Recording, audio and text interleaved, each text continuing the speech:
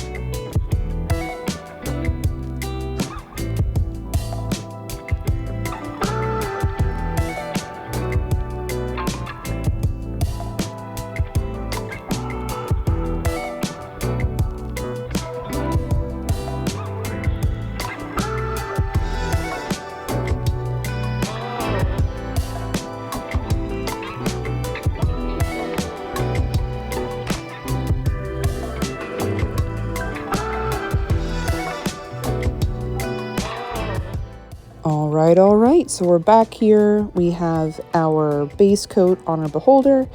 You can see there the layering. The contrast paint, since it's thin, did leave some of that priming showing through, which I have no complaints about. Absolutely helps with getting the shading on the miniature. I think it adds a bit of depth to it. So now the next step is taking off that masking fluid, okay? Now, you can go about it a couple of different ways. It's however you would want to as an artist. I always grabbed an eraser so I could get the edge. At least that's how I did it on paper, so we'll test that out on a mini. And it has no problem pulling it up. So this masking fluid, it's essentially rubber, if you think about it, right? You're painting liquid rubber on there, it dries, then you can peel it off. It just rolls off the same way you would have, some of that tackiness that you'd use to stick cardboard to something else. So you just go around, take the eraser to all of them, and we get all that off. Now what I'm doing here, we're going to start doing the little details. So we've got our Citadel Screaming Skull that we're going to use for the teeth. I wanted a bit more of a bone color versus like a tooth color, just because they are protruding, they're out of his mouth. So I think they would weather more like tusks versus teeth.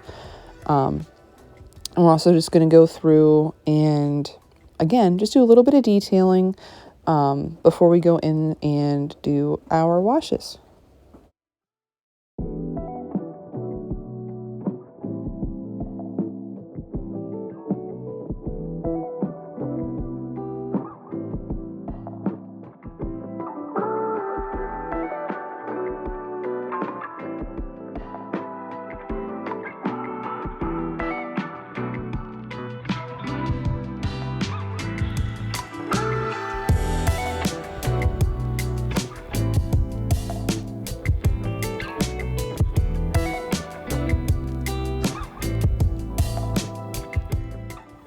Now, as you guys can see, this guy has some piercings, I guess, through his teeth, because they don't go around the teeth, they go through them.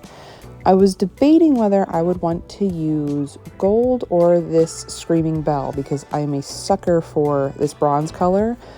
I'm a bit worried that it would blend in too much with the orange, which is why I'm thinking about going with the gold. In the end, I do end up going with the greedy gold for the jewelry, but I work the Screaming Bell in there elsewhere, and you'll see that once we get to that detail, and I think it ends up looking really, really good. Yeah, this mini is just a wonderful thing. So we're going to also do some gray here, and the gray we're going to use for the eyes. I end up not going with the concrete gray, but I use the ash gray, just for the tonality of it. And so you'll see there's the ash gray with the gold. I think he's looking good. And so you can see this mini actually has the irises already printed on there for his eyes. So you can kind of gauge where they're supposed to go. You're not guessing. So what we're going to do is we're going to take that Screaming Bell and we're going to mix it with some of our speed paint medium. So it's going to get it thinned out a little bit, but not too much. It won't be horribly translucent. I've never mixed them with a metallic, but I will for this guy. It makes it look hazy. It makes it look like he's almost going blind. So through this whole painting process, he kind of just becomes, I think, our new elder orb, or the elder eye. Like, painting this mini made me fall in love with painting again. I was sitting there during the first chunk of working on him, and it was getting later in the night. I'm like, I gotta go to bed because I gotta get up for work in the morning, and I didn't want to. I just wanted to sit and paint. And this figure, like I said, it just kind of made me fall in love with it again. It also made me realize just how far I've come just learning technique and getting new tools to do the job better. I really love how he came out, and I think the eyes are excellent. If I did go back and do something else, I would almost do some sort of a wash over top just to make them seem a bit more hazy or affected or something like that. And I still could. I haven't done a clear coat on him yet. So we can look back and forth about maybe revisiting a little bit of the details on this guy.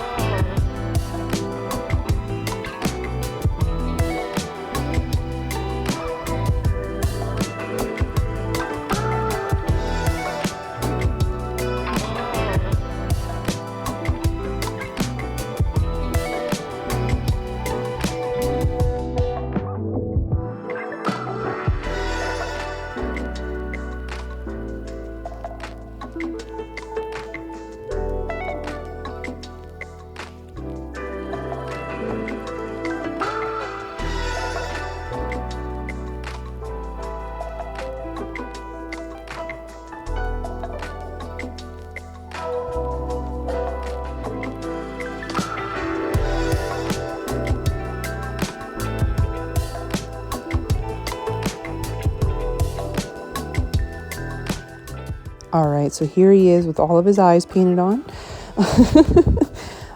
Next step, we're just going to do a really quick wash over the teeth with some of the strong contrast wash, and you can see it right there. Just adds a little bit.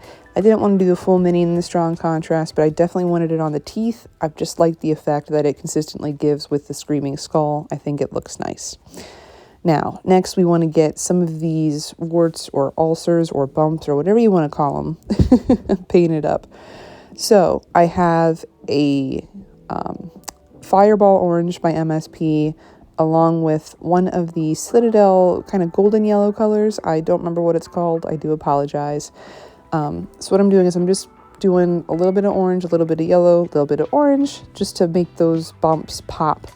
I don't do all of them just because I feel like I want just a little bit of variance. I want some of them to pop and some of them to just kind of blend, because if you think, not all of your spots are different color from your natural skin tone. You know, if you have something that's been there for a while, sometimes it ends up looking like scar tissue, so it's almost the same color. You know, it's bleached out or, you know, mixed in, shaded with the rest of your skin. So on some of the more prominent ones, especially the eye stalks, I do lighten them up, but some of the smaller ones, I just kind of let them go with the same skin tone, and I think it gives a good variance.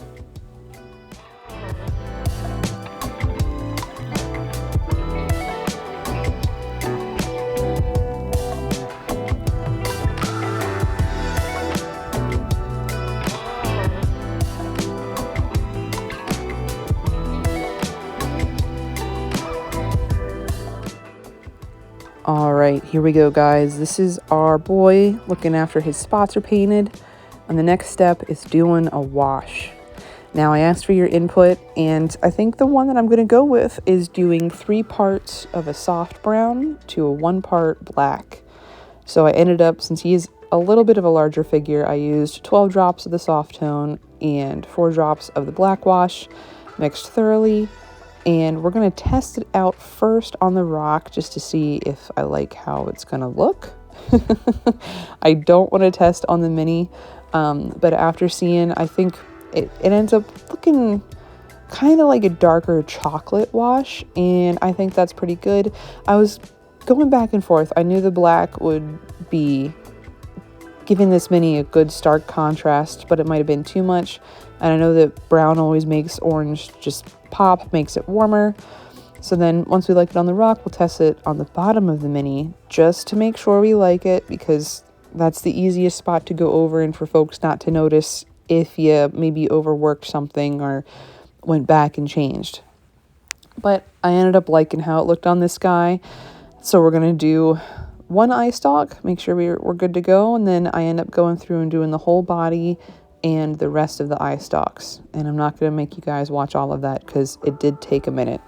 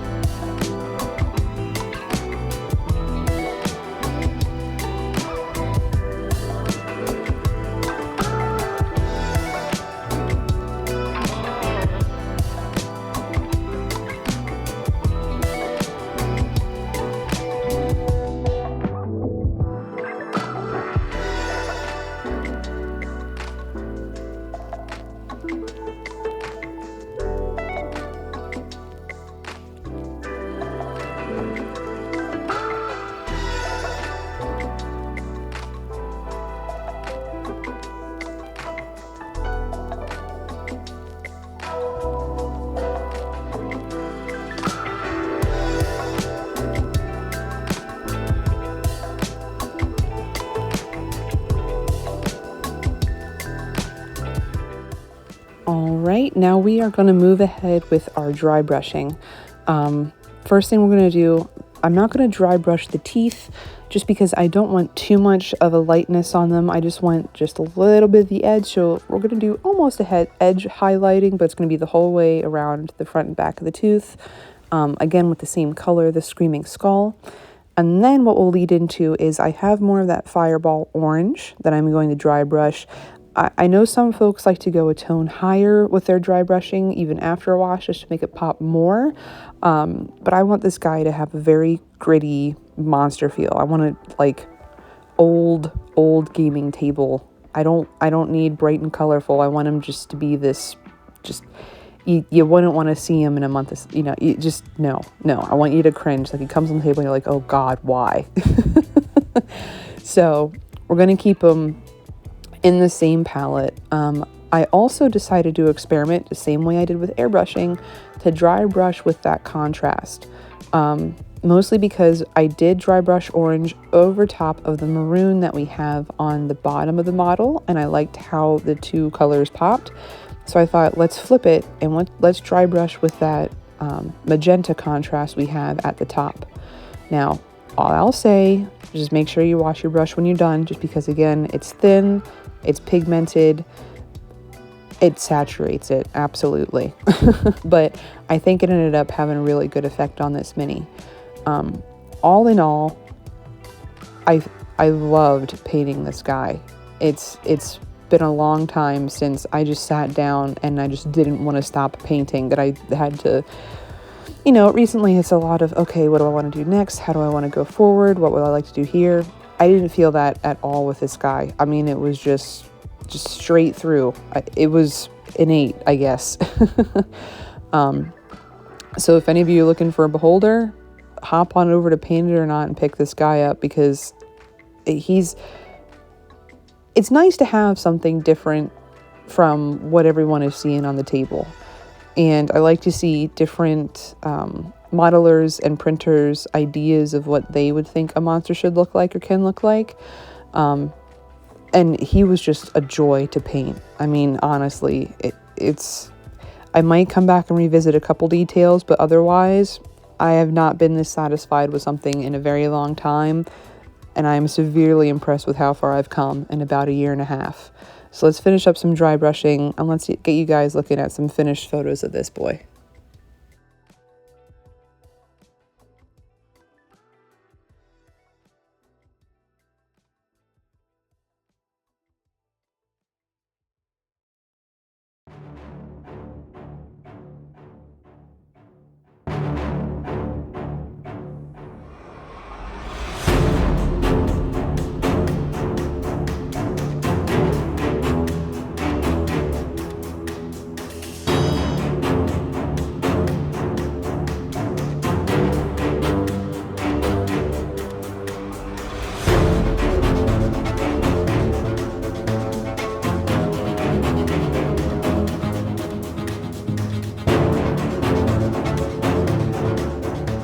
Thank you all again for stopping by to watch. I love that so many people are interested in me talking about little plastic miniatures and throwing some paint on them.